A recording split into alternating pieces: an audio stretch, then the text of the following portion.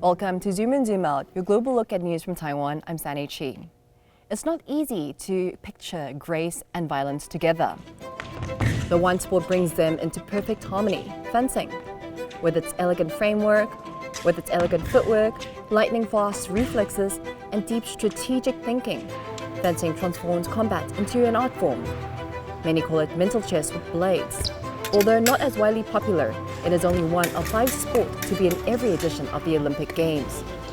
Today, to discuss the intensity and art of the sport, we're here joined by Taiwan's own Olympic fencer, Antonio Chen, who is also a student of art and design. Antonio, welcome to the show. Thank you for having me. So Antonio, let's first start by talking about fencing. What is the sport? So fencing is one of the oldest Olympic sports. In this sport, there's 2 players. They're both fencers, and they try to tag each other with their weapons. And in our sport, there are 3 weapons, mainly categorized as foil, epee, and saber. And each category has really different rules. It's really strategic, I think, because I think a lot different players have their own unique play styles. And depending on their play style, they can really reflect this fencer's personality as well. But I would say this sport is really strategic in general. Would you see it as a form of art as well? Yeah, I do really like the movements in fencing. I think the rhythm and the blade movements, all that I think it's a really beautiful sport. So how many years have you been fencing for, and how did you start? I've been fencing for over 10 years, and I started when I was 8. So I started because when I was little, I tried out a lot of different sports, and as really playful kid, I think fencing really stood out to me. So I stuck with it. I think because when you're a little boy, you think oh, knights are cute, are really cool, knights, musketeers, and a lot of sword fighting. For a little boy like me when I was younger, that was it was really cool. I see. So I understand you are studying art and design right now. What sets you apart from other athletes, since you would say that fencing is also a form of art? So I think fencing in general, and I mean a lot of sports as well, but I think fencing is also a really mental game. And when I do art, I think it really helps me train me mentally when I prepare for games and tournaments.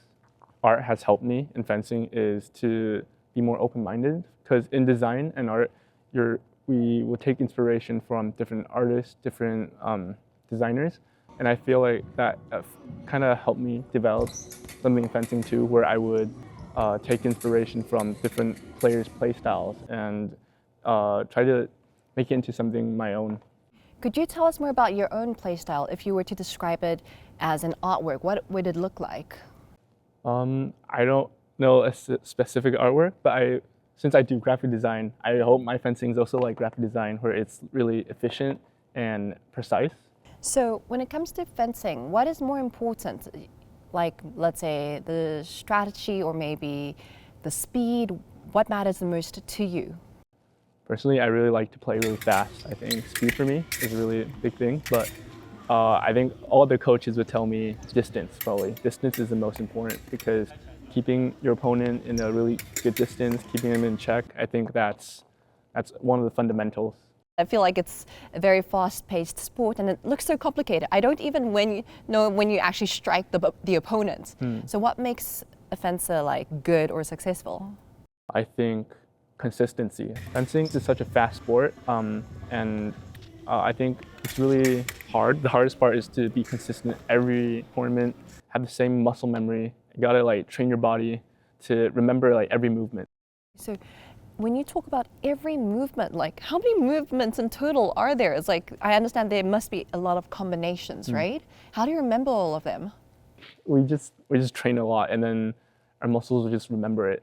But then even though our muscles remember it, sometimes it could become a bad habit. That's where the mental part comes in, where you gotta, even though you have muscle memory reflexes, you have to tell yourself when to use it and when not to use it. And I think that's how you can stay consistent. People also say that fencing is like mental chess with blades. So of course you have to like memorize the movements, understand how to use your muscles, and also plan many steps ahead. How does that work? Many steps ahead. I feel like when we do lessons, like one-on-one with the coach, we'll go through different patterns, and when we're playing, we'll see depending on the situation, and we'll put in the patterns we learned or the combos or something. Were there any like past experiences, maybe tournaments that really impressed you the most, and why?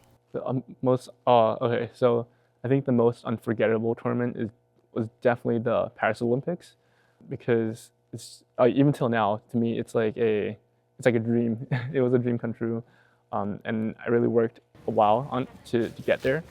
I think what made it what made me remember it the most was the whole process of the tournament. Where the first game I went on, I was really nervous. I was super stiff, and I was not consistent. I just threw out random patterns that I shouldn't have used. But then the second round, I was more locked in. I think the second round I was more locked in. I was more flexible, and that's when I felt like my muscles felt more warmed up. So I think, yeah, the Paris Olympics. Did you learn any valuable lessons from that experience then? Is to not rush, or not rush, and to be more confident in myself, because the second round my opponent was the French fencer Enzo Lefort. He's one of those fencers that I grew up watching. So like when you grew up watching him, you kind of like idolize him. So when I was playing against him, even though I was leading at the start, I had this like mental block where I would feel like, no way I'm leading. So I think I had to like really get over this. So from that experience at the Paris Olympics, what is your next plan? So I'm gonna continue training, and my next few tournaments, one of them is the Nagoya Asian Games in 2026. So what training will you be focusing on then? Overall, we'll train everything, but personally for me, I hope to train my consistency, because I don't think I'm a consistent player, but I hope I can improve. Yeah. How do you mentally prepare yourself or strategize against your next opponent then? So I think this pretty interesting thing is I really don't. So I think in fencing, like when I mentioned consistency, it might be different for other fencers, but for me, I think that it's best that I focused on myself, and I just want to focus that I don't make my own movements wrong. And also I feel like this is my philosophy on fencing, kind of, is I think it's impossible for you to strategize against every single opponent, because there are just so many different play styles. So I think the best option is just do what you're good at and make sure you're really good at what you're doing. And this way you can go on and beat most people. So it's kind of like Pokemon. I don't know. It's like, like you got your own, like, you just make sure you're good at what you're doing. And yeah. If you're fighting against someone, of course, maybe your strength may also be your weakness against them. Then how does that work? There are like situations where, let's say, like you have your strength. You can try to put yourself in a situation where you can use your strength the most on the bout. So I think that's how you do it. If you know, like, oh, I'm extra weak against this person in, let's say, in speed, I'll keep my distance where he can't use his speed, because I've kept my distance. So yes, something like that. Not a lot of people knew about that sport in Taiwan, because like you were also the first male fencer to compete at the Olympics after around 30 years to represent Taiwan. So the fencing community here in Taiwan, what is it like? Can you tell me? So even though it's not one of the popular sports, but it is definitely up and rising. And I'm seeing a lot of really promising young fencers from Taiwan, and I'm really confident in our future team. So to be honest, you're also young as well. Would you say anything? Like, would you like to give some comments or maybe say anything to the new fencers? Like any message you'd like to give them? I always say like the same message, but I do hope I hope they can like train hard, and hopefully one day we can like see each other on the piste, like on the bout. Will you beat them somehow, or you will let them like win? Nah. I'm gonna try. I'm gonna try my best. For you, fencing for so many years, like over 10 years, right? What do you think the sport means to you? I think fencing is now like a huge part of me. It taught me a lot of ways in life, you know, like a lot of 人生的道理. Sorry, I don't know what's called, but I think that's what. So I think fencing has become a part of me. It's also become a huge inspiration in my graphic design and artworks. So yeah, I think it's now just kind of part of my identity. You just mentioned like inspiration in your artworks. Can you tell us more about it? So you create like your own pieces related to fencing, or how does it inspire you? I think what I like to use is my role as an athlete, because I think the athlete's journeys, like they speak a lot, like a lot of stories can be told. So I like to do that, like not just on me, but some other athletes too. So I like to play with my identity as an athlete. I also think the sport, like I said, like the sport is really beautiful. So a lot of the movements, a lot of the gear, I think that's really good inspiration. I understand as an athlete, you definitely train a lot every single day. And of course, there will be times when you're like, gosh, I'm done with this. Have you ever wanted to give up on the sports or anything? No, never. And I think my greatest motivation for fencing and for like doing design is passion. I'm just really passionate about the sport, about what I do. I love what I do, and I think personally I'm really lucky that I'm able to do what I love as a career, because I don't think I never thought of that before when I was younger, but as I grew up I realized how lucky I am that I got this opportunity to do what I love as a career. So I want to just do my best and give it my all. So have you ever thought about, let's say for example me, I love art, but I cannot do it as a career because I feel like when I don't have the motivation, I don't have the inspiration, I just can't draw anything. Have you had that moment as well? Yeah, but usually when I have those moments, I would just take a little step back and come back again soon. I think maybe that's why, like, I think it's a good balance that I do fencing and art. Is I'm really stuck up on art, I would just do fencing, and when I'm stuck up on fencing, art helps me can relieve stress. I can already feel your passion just sitting here.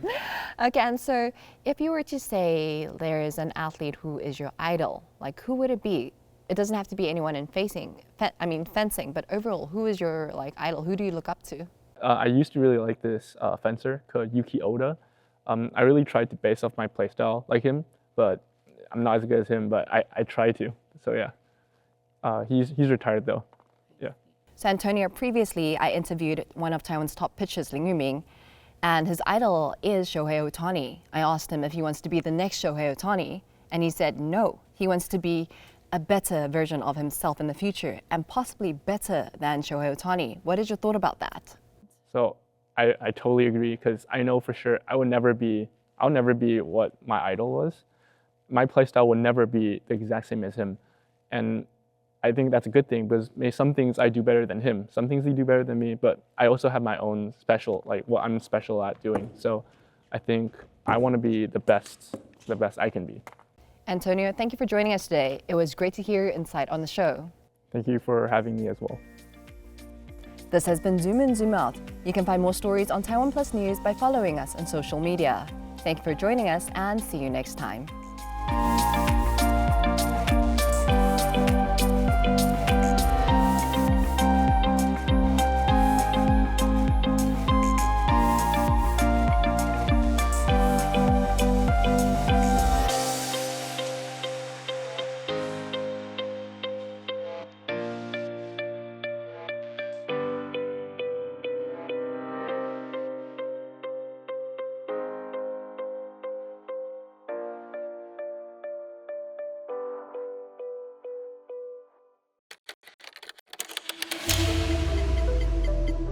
How does Taiwan stay on the forefront of innovation in a world of uncertain tariffs, wars, and shifting geopolitics? Get answers and more, from award-winning programs to exclusive Mandarin dramas. Download the Taiwan Plus app to any device today. No ads, no bias, just facts. Taiwan Plus.